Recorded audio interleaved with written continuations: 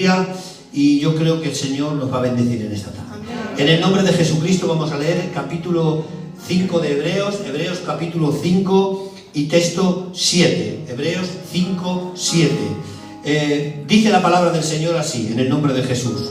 Dice: y Cristo, en los días de su carne, ofreciendo ruegos y súplicas con gran clamor y lágrimas al que le podía librar de la muerte, fue oído a causa de su temor reverente. Y Cristo, en los días de su carne, ofreciendo ruegos y súplicas con gran clamor y lágrimas al que le podía librar de la muerte, fue oído a causa de su temor reverente.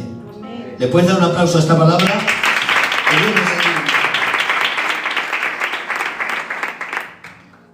Mirad, todos nosotros es posible que hayamos tenido un mal momento, un momento en nuestra vida que a veces nos vienen recuerdos y nos ponen tristes, ¿vale? Nos dañan a veces, porque todos hemos tenido un momento que ha sido importante pero para mal, porque hay momentos importantes para bien, pero todos nosotros, por desgracia, hemos tenido un momento donde se llora, donde se clama, donde te quieres escapar y huir de este mundo y donde nadie te vea.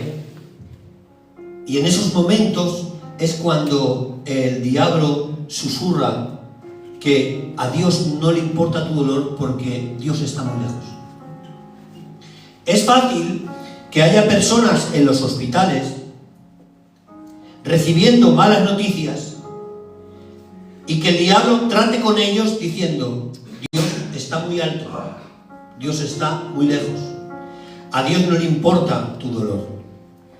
Pero esta carta de Hebreos estaba dirigida a judíos que estaban pasando un mal momento y a causa de ese mal momento eran tentados para volver al judaísmo tradicional. Yo les presento hoy a alguien que sí que le importa tu dolor. Amén. Voy más allá. Les presento a alguien que ha experimentado el dolor, que ha vivido momentos duros, más de los que nosotros podamos vivir, porque tú y yo hemos sufrido, sí, algunos más que otros, pero ninguno de nosotros se le puede llamar varón de dolores y experimentado quebranto. Pero Cristo se le ha dado el título varón de dolores experimentado en quebranto.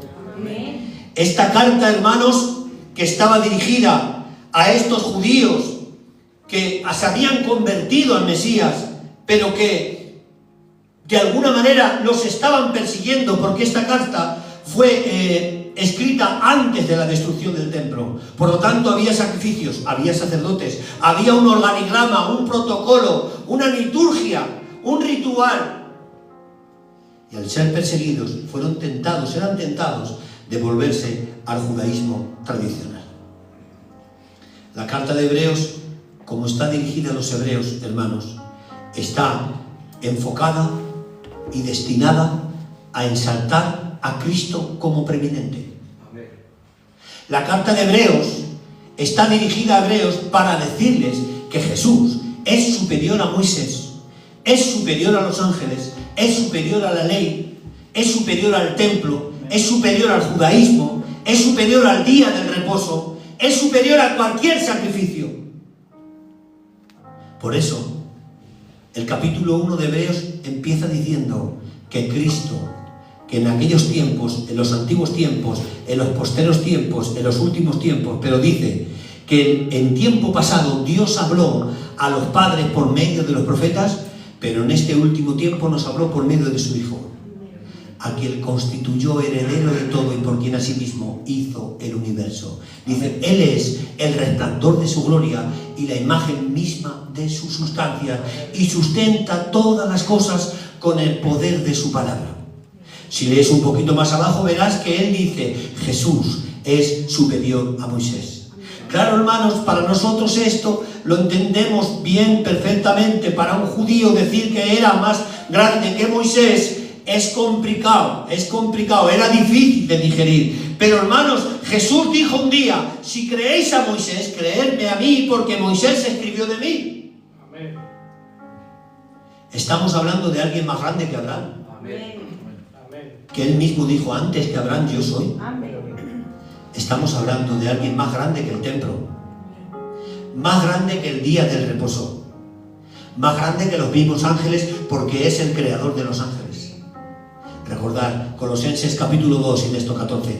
Él creó todo, principados, potestades, todo lo que está en el aire, fueron creados por Él y para Él y por medio de Él. Amén. Estamos hablando del creador. Amén. Claro, hermanos, la carta de Hebreos tiene un montón de cosas, pero hay algo que me maravilla.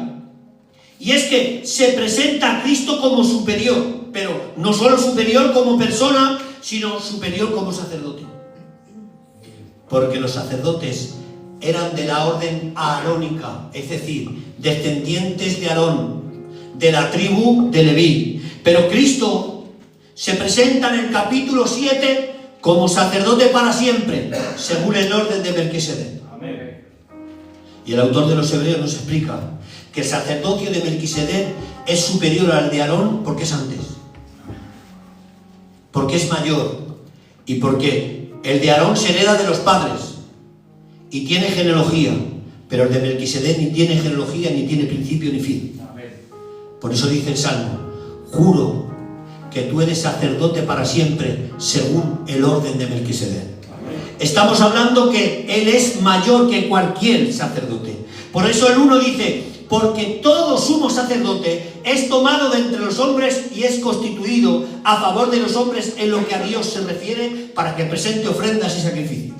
Lo que te está diciendo, hermanos, que el sumo sacerdote, que era un hombre, era el representante de los otros hombres. ¿Quién era el sacerdote? Era un hombre tomado de entre los hombres que representaba a los hombres y ofrecía sacrificios en nombre de todos. Necesitaba ser un hombre compasivo y necesitaba ser un hombre de entre los hombres. Estamos hablando de un ser humano, porque nadie podía representar al hombre si no era otro hombre. Por eso, él no se hizo un ángel ni un león, él se hizo hombre, porque tenía que representar a los hombres. Amén. Bendito sea el nombre del Señor. Amén. Claro, hermanos, los sacerdotes fallaban, pecaban y morían. Tenían que ofrecer sacrificios por el pueblo y por ellos mismos. Untaban en sangre, y untando en sangre entraban al lugar santísimo una vez al año, lo echaban por suertes, con una campana en el pie y una cuerda por si morían dentro para poder sacarlos. Pero dice la Biblia que Cristo, el gran sumo sacerdote, ha entrado en el lugar santísimo una vez y para siempre. ¿Cuánto da la gloria a Dios? El gran sumo sacerdote llamado Jesús de Nazaret era un sacerdote eterno, pero también era hombre. ¿Por qué? Para poder representar a la raza humana tenía que ser hombre, pero impecable. Amén. Hemos dicho que el sacerdote presentaba ofrenda por su pecado y presentaba ofrenda por el pecado del pueblo. Pero Cristo no presentó ofrenda ninguna, sino que fue su cuerpo mismo quien fue ofrecido en sacrificio para perdón de todos nuestros pecados. ¿Cuánto da la gloria a Dios? No tenemos un sumo sacerdote que no se puede compadecer de nosotros, dice Hebreos, sino tenemos un sumo sacerdote que fue tentado en todo, pero sin pecado. Estamos hablando de que nuestro representante, que era Adán, cabeza federal de la creación, cuando pecó cayó y la muerte entró en nosotros. Pero ese representante ha sido sustituido por el segundo Adán, que es la cabeza federal, pero de la nueva creación. Y en Adán todos pecamos y todos morimos, pero en Cristo todos fuimos santificados y todos vivimos por Él. ¿Cuántos dan la gloria a Dios? ¿Cuántos dicen un fuerte aleluya? Cristo en los días de su carne. ¿Sabe lo que nos está diciendo cuando dice Cristo en los días de su carne?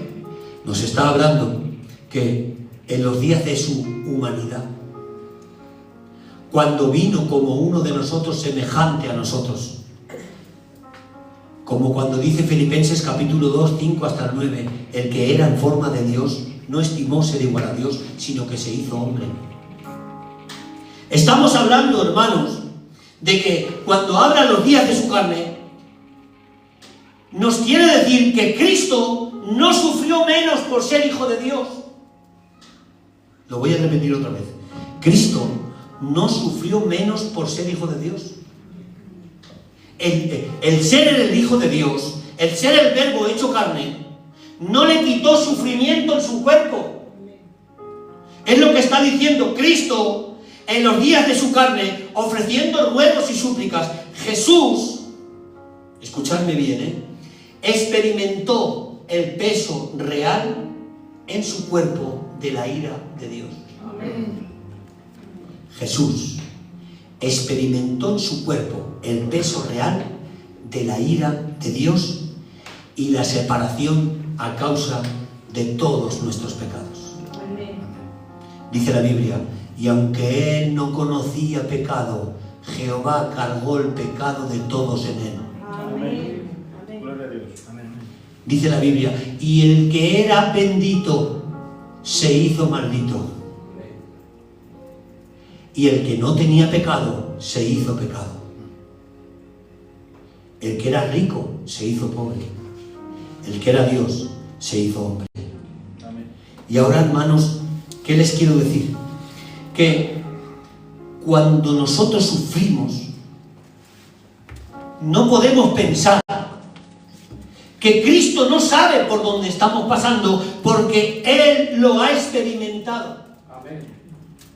Estamos hablando de alguien que tiene cicatrices, que han desfigurado su rostro, que han labrado sus espaldas, que lo han clavado de pies y manos, que ha sufrido en su cuerpo la ira de Dios, pero ira que Él no merecía.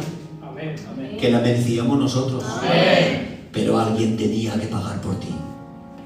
Alguien tenía que pagar por mí. A ti y a mí la salvación nos ha salido gratis. Es verdad, es gratis. Pero no era gratis, No, a mí me ha salido gratis, a usted también, pero no fue gratis. Hubo alguien que pagó.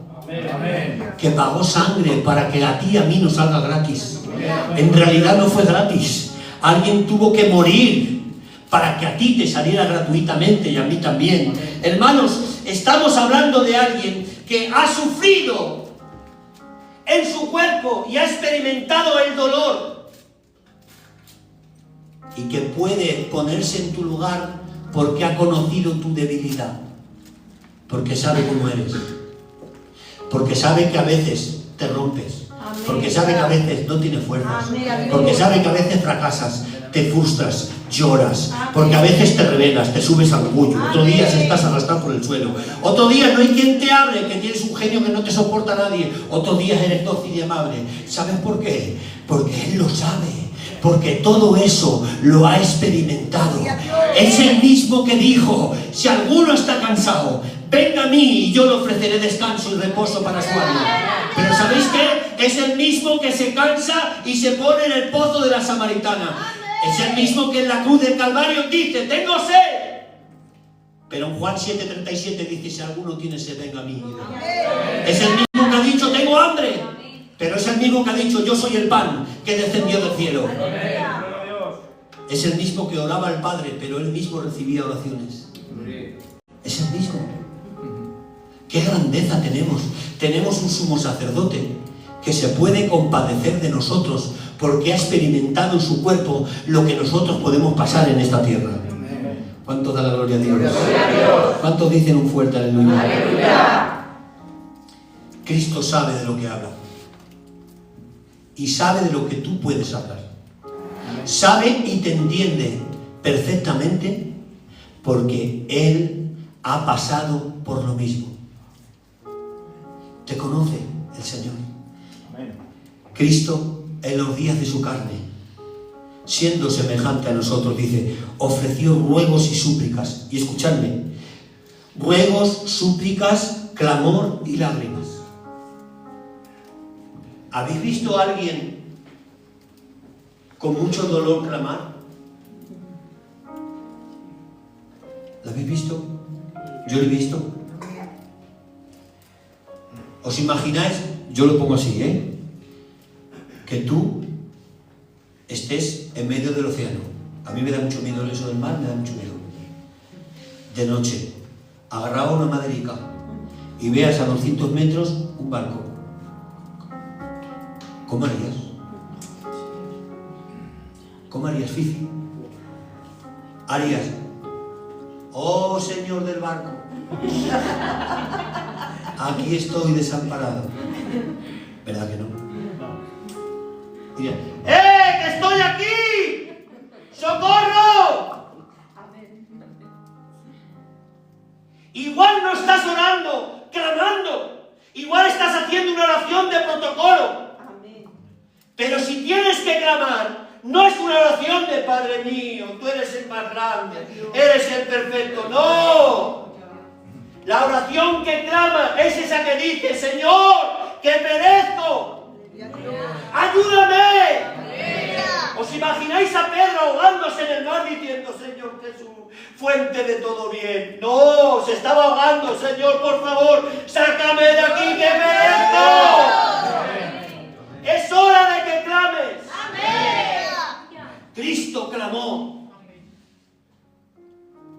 Irremediablemente, cuando hablamos de ruegos, súplicas, clamor y lágrimas, tenemos que dar un salto y irnos al Getsemaní. Getsemaní significa prensa de aceite donde las olivas eran machacadas. Y Cristo sufre en la prensa de aceite. Sufre, hermanos. ¿Y os imagináis? El Hijo de Dios de rodillas, llorando en medio de la noche en el huerto de los olivos, clamando al Padre con ruegos, súplicas, clamor y lágrimas al que le podría librar de la muerte. ¿Os digo algo? Las lágrimas de Cristo llorando no significan incredulidad, significan humillación. No penséis que tener fe significa no llorar. No, hombre, que tengo fe. No. Tener fe no te va a dar la garantía de que tus ojos estén secos. Tener fe te da la fuerza para soportar. Jesús llora y clama, no es falta de fe. No. Cuando Jesús llora y clama, no es falta de fe. No, Fifi, es el niño que va llorando, corriendo a los brazos de su papá. No sé si me están entendiendo. El llanto de Cristo en el Getsemaní no era algo de ¿qué me va a pasar? No era una duda. Igual que nosotros podemos llorar y no es por dudas, es porque estamos clamando. El llanto de Cristo era el niño pequeño que va corriendo donde su papá para que lo abrace llorando. Era el mismo llanto. Era un llanto de refugio. Era correr a los brazos de su Padre.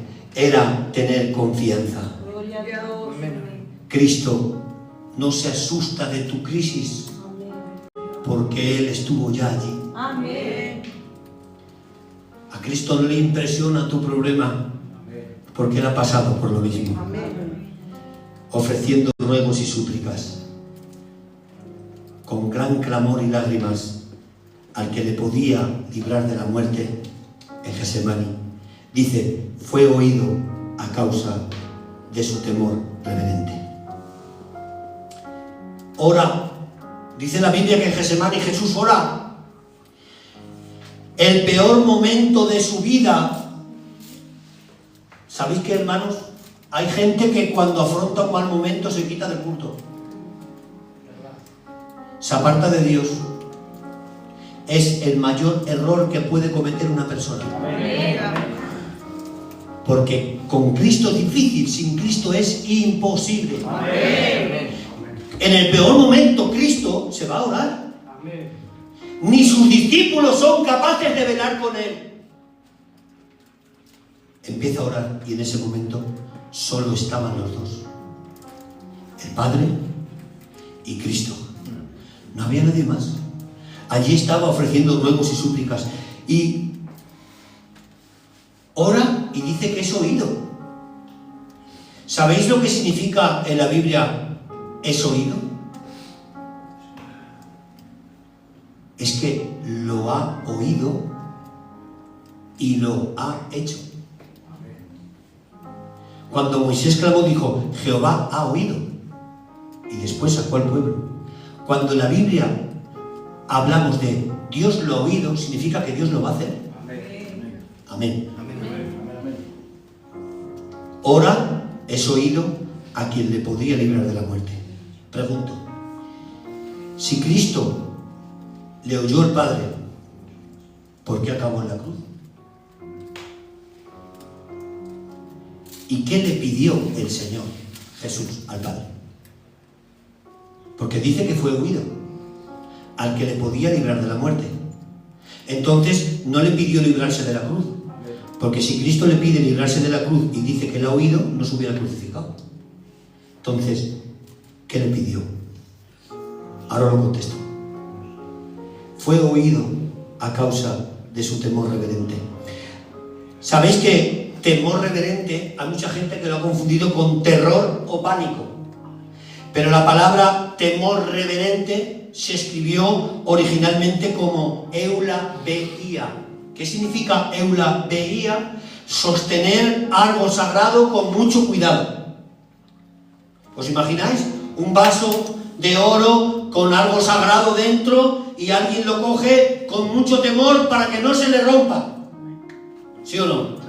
Es como cuando alguien te deja un coche de 200.000 euros y tienes que llevarlo y vas mirando por los espejos de no rayarlo, de donde lo aparco. ¿Sí o no?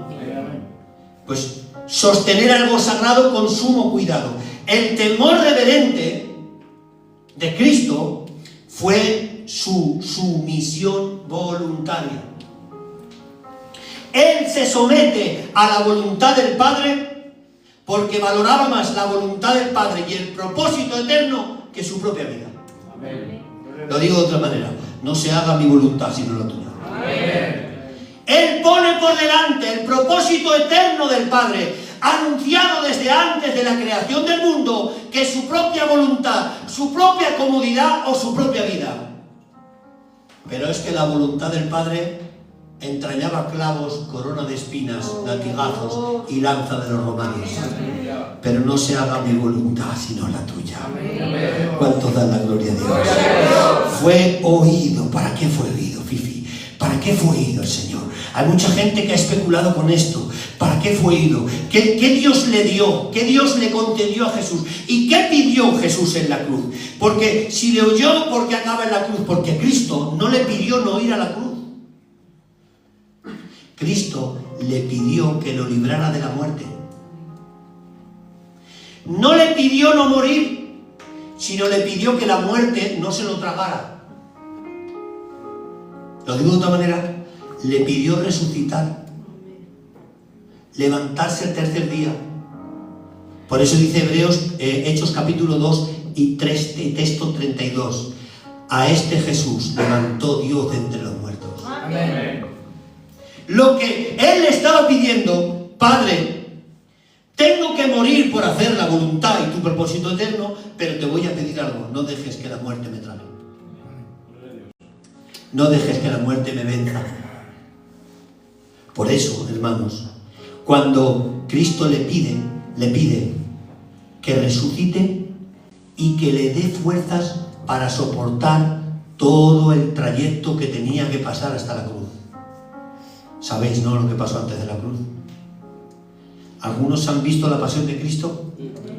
¿No han podido verla? Yo soy uno de ellos, no he podido verla terminar, pero yo os digo que la pasión de Cristo es una película de Disney comparada con lo que realmente pasó Jesús. Pero no podemos dar una idea. Lo que le estaba diciendo, dame fuerzas para soportar lo que viene. Y sobre todo, no me dejes. Bien escribió el salmista David: no dejará mi alma en el Seol, ni su santo verá corrupción. Amén. Hablando del Mesías. ¿Sabéis lo que le estaba diciendo? Os lo digo de otra manera. La muerte era como esta habitación y todo el que entraba ya no salía. Pastor, algunos resucitaron, sí, pero volvieron a entrar dentro. Porque nadie resucitó para vivir eternamente. Todos que metían, ninguno salía. Ciertamente, 700 años antes, Dios nos quiso dejar un prototipo de lo que iba a pasar. ¿Sabéis cuándo? Cuando Daniel fue echado al foso de los leones. Se abrió la tapa, Daniel bajó al foso de los leones y nadie había subido vivo para contarlo. Decidme vosotros, ¿quién fue lanzado al foso de los leones y subía al otro día para decir lo que le había pasado? Nadie, si no quedaban ni los huesos. Era la primera vez que alguien descendía entre leones carnívoros acostumbrados a comerse a las personas, y es la primera vez que un hombre subía. ¡Aleluya! Cristo es la primera vez que descendía al lugar donde nadie subía, rodeado de demonios, pero ha subido vivo para contarlo. Bendito sea el nombre del Señor. Es la primera vez. Y lo que le estaba pidiendo Cristo era poder sobre la muerte. Por eso se escribió sobre el Verbo. En el principio era el Verbo era con Dios y el Verbo era Dios. Dice, y en él estaba la vida de los hombres. Nadie puede tener vida en sí mismo. Nadie pudo decirlo, pero Cristo dijo, yo soy el camino, yo soy la verdad y yo soy la vida. A Marta y a María les dijo, Marta, yo soy la resurrección y la vida, y el que cree en mí, aunque esté muerto, vivirá. No había nadie que podía decir esto, porque el único que es la vida es Dios. Hermanos, y se ha puesto delante, y Él ha querido pasar por lo mismo. Él ha querido sufrir la muerte humana como cualquiera de nosotros, porque Cristo murió como muere cualquiera de nosotros. Pero también es verdad que al tercer día la vida se ha tenido que levantar para decir, Él vive y nosotros también viviremos por Él. ¡Alabado sea su nombre!